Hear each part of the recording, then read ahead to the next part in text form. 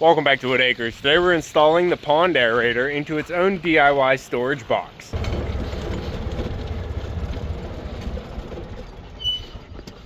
Oh, Pop, we made it. Huh, Pop, what do you think? You want to play ball? It's a beautiful day to play.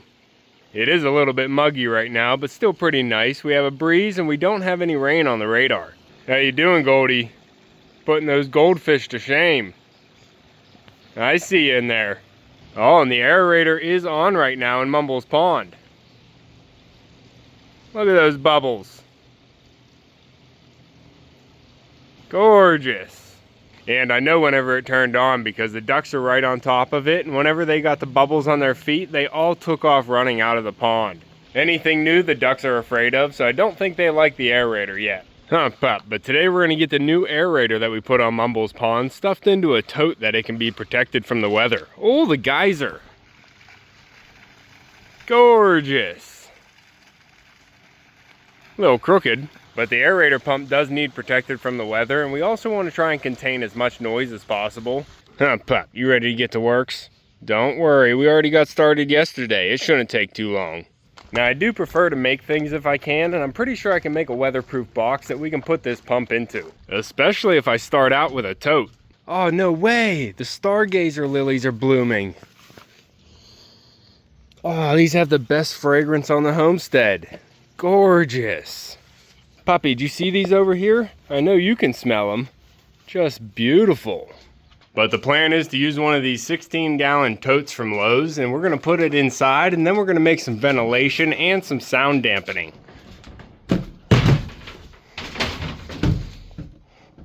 27-gallon. Never mind. But this is going to be plenty big enough to house the pump. What do you think, Pup? We can get the pump in there, and we can also put some things inside. I'm thinking some styrofoam to help dampen all the sound. It is going to be vibrating in there, so we want to try and dampen any of those vibrations from coming out of the box. And then we're also going to need to cut some holes in here for ventilation, because the pump does heat up, and if we have it outside there and the pump's running inside this little box, the heat needs somewhere to go. Pup, is it safe in there? Okay. Now, to help with dampening the sound, I'm planning on burying the tote mostly into the ground. But we already did get started with that, so I'm going to throw you back, get you caught up with the progress that we have done so far, and then there's a few things we still need to do to finish. Huh, Pup? The pergola is looking like a jungle over there. Gorgeous. But I do like the lived-in look, so not everything has to be manicured. Huh, Pup? Yep.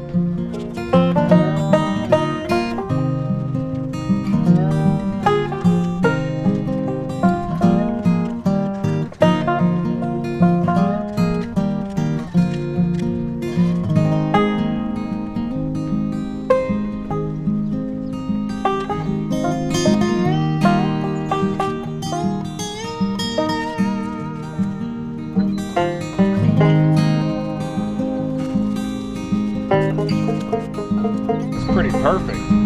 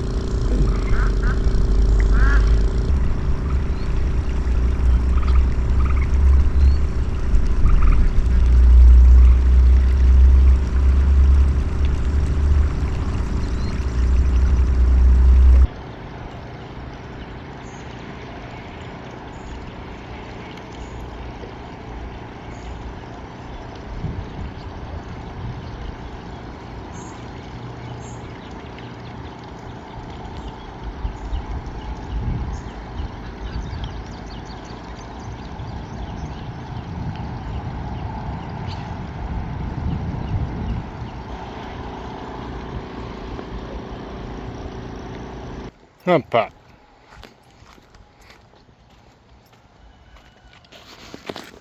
You pup.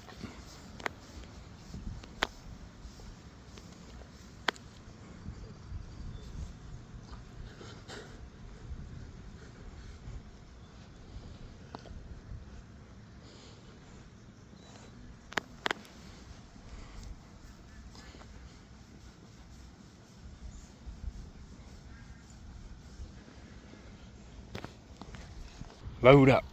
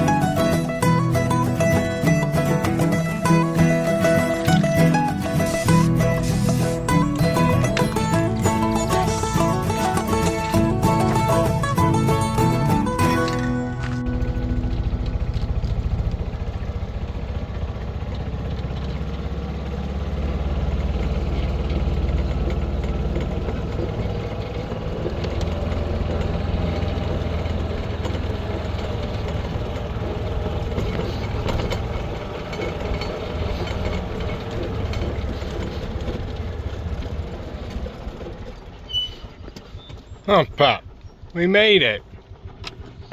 And we brought a few things. Now the aerator is still running right now. I have it on an old Christmas tree timer. And you can see when I have it running. I have it running for about an hour here around 8 o'clock. And then we do a half an hour every about 3 hours. Get off me, ant. So it's running for about 2, almost 3 hours a day right now. And we've been running that for about a week. But we also got a good amount of rain this week, so it's been washing a lot of dirt in, so it's really not clearing up the water any. And right now the pond is full from those rains. We're actually leaking out of the spillway, which I am planning on raising the water level up. But right now we are right at 8 feet. That's the 8-foot line right there. And we're thinking about raising the pond level up to 9 feet. We have the edging to do it. We just have to raise the emergency spillway. But we do have to wait for it to dry out a little bit so we can get the backhoe down here and move some of the stone out of the way and then bring in some dirt to pack it in and build it up. And I also need to get an overflow punched through the dam, which I'm thinking about using the ditch witch, and we're just going to get a 4-inch pipe overflow here. And 4-inch may seem a little bit small for the pond. It is a 1/4 acre pond, but we don't get a lot of runoff. As you can see, we're pretty much at the top of the hill. But we still get a little bit from up there and over here, and now we even have Goat Mountain funneling it this way. But I think 4 inches is going to be fine to go in there, and that's going to handle a lot of the rains without washing out the road at all. And then the few times a year that we get the heavy rains, we have the emergency spillway, and it can just run out like it's been doing already. We have the collection pond down there at the end of the vegetable garden, and that's where the overflow pipe will daylight into, so we'll have that funneling into there, and then the spillway also goes right into there the way the ground slopes. So we're not going to have any problem washing out the neighbor's field below, because they also have a drain pipe right there in line with where I'm putting the overflow, so that just funnels everything down to the creek. But some people were saying the pond looks low, and it is actually completely full right now where we have the emergency spillway. But I think if we build that up a little bit, we can get some more water volume in here. And we still have room on the island too. We can bring the water up a little bit. And once everything stabilizes after building up the spillway and getting the overflow pipe in, I want to see where the water lands on the dam here. Because looking from the house, I want to see as much water out here as possible. So I don't want any extra head here on the dam. And if we only bring it up another foot, you can see we'll probably have some dam here we could shave down and get a better view.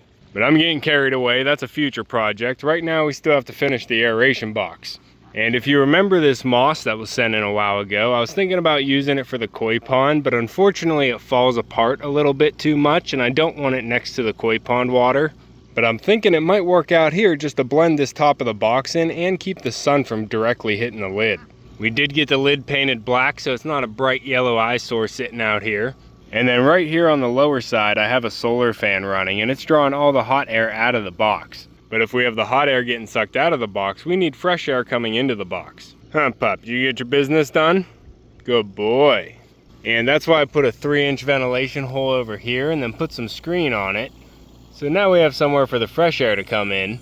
And since we have a 4-inch opening for the ventilation fan, and that being only 3 inches because the slope going up the hill is a little bit higher, so in the blueberry is the drill with the hole saw, and we're going to put another 3-inch vent hole on the right side. We'll use the hot glue gun again, and we'll get the screen sealed on from the inside so no bugs can get in. And then 2 3-inch holes should be enough to feed this 4-inch hole. And I think I am going to leave this on top here, but we have a little bit extra I'm going to cut off and put in the front because I don't want the grass to be growing up here in front of the fan. So I grabbed the weed whacker, we're going to trim the grass real quick, and then we're going to put down this rubber mat that I have.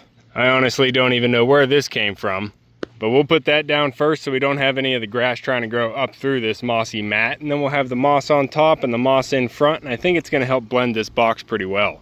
Now over here I just put a bowl on top of this, but I am thinking about making another mushroom cap out of concrete, and I can just put it on top of that 4x6, kind of like the bowl is right now, and that'll just give a little bit of an eave to the receptacle.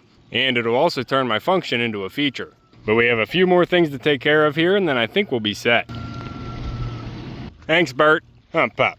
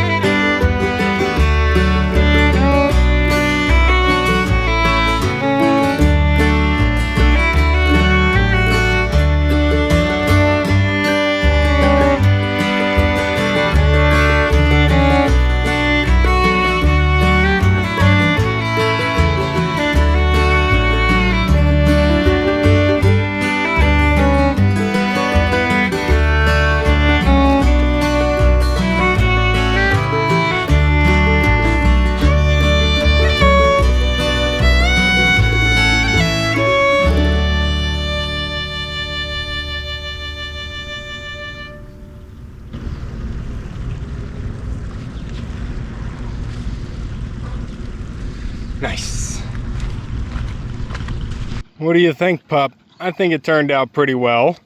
Now we're going to be able to blend this in even more once we get some landscaping around here. I'm going to have some more plants planted around here and maybe even some rocks.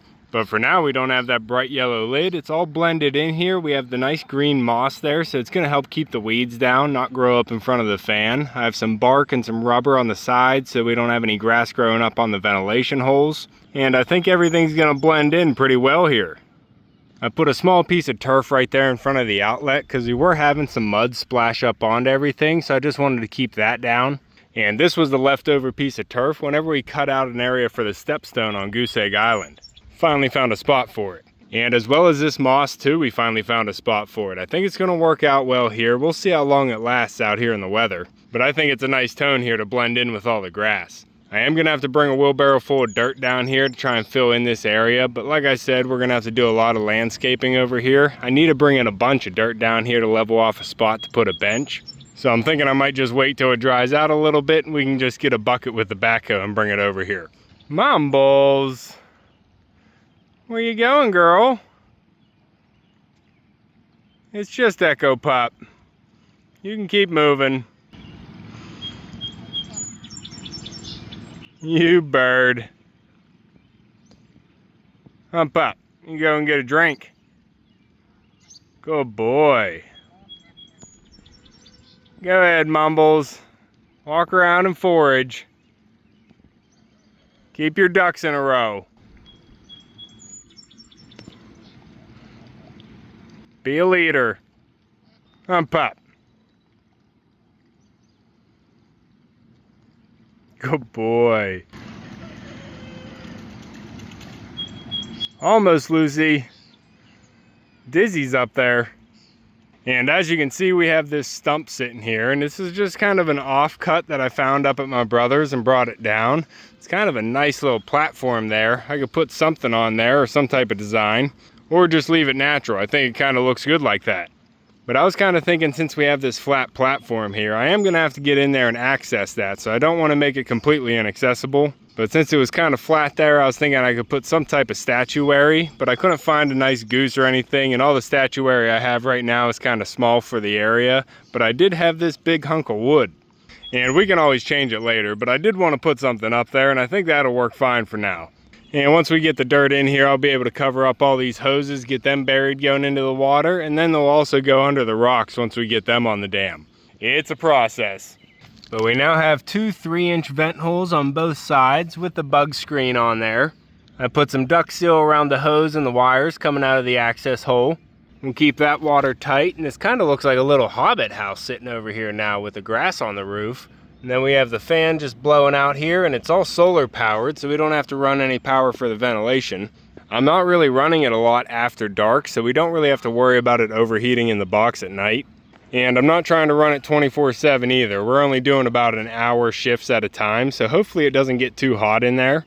I do have a little Bluetooth Govee sensor in there, so I'm able to keep an eye on what temperature it reaches, and so far the highest temperature it got to was 111. And with how high the ambient temperature was already, I think that was pretty good. But now that we have a hole on both sides and the ventilation in the center, I think that's going to be able to draw all the hot air out of the top of the box. And with it being partially buried into the ground here, I think that's going to help not only with the sound, but also help keep it cool. Pop, you ready to go in the shade and keep cool? Now on the inside, I did line it with some styrofoam and some just regular foam board here to try and dampen the sound as well. It being in the ground will help, but I also wanted to keep it from vibrating in here too much on the plastic. So we have it sitting on some styrofoam with its rubber feet there, so it's kind of floating in here. And then just whatever I had left over, I put here on the sides and on the bottom side of the lid to try and dampen any of the sounds that's bouncing around in the box. And it's really not too loud whenever it's running. We're not really out here next to the pond all the time to hear it, but it's really just a little flutter over here, so I'm not too worried about it. I actually usually just hear the hum of the fan whenever I walk over here. But I have the vent holes all hot glued on both sides, so I don't think any bugs are going to get in. We have the duck seal on both in and out of the hoses. A little Govee thermometer in the back so I can keep track of how hot it's getting in here. And so far so good. Now one of the common failures with these pumps is getting overheated and melting the hose and having a blowout on the air hose. So some people do switch out the hose that goes into the box and attaches to the pump to a fuel line, which is a little bit more resistant to high temperatures. So we'll see how it does, and we'll see if we have to do that, but I think 111 in here is not too bad. But next week it is supposed to be up into the 90s again, so we'll see how it handles it. Because I am going to try and run it a little bit more this week, maybe an hour at a time. But I think with both 3-inch intakes and the 4-inch outtake with the solar fan on it, we should be just fine. And now that we have this lid on here, this is going to keep the sun from being directly on the box. And I think that's going to help it out even more.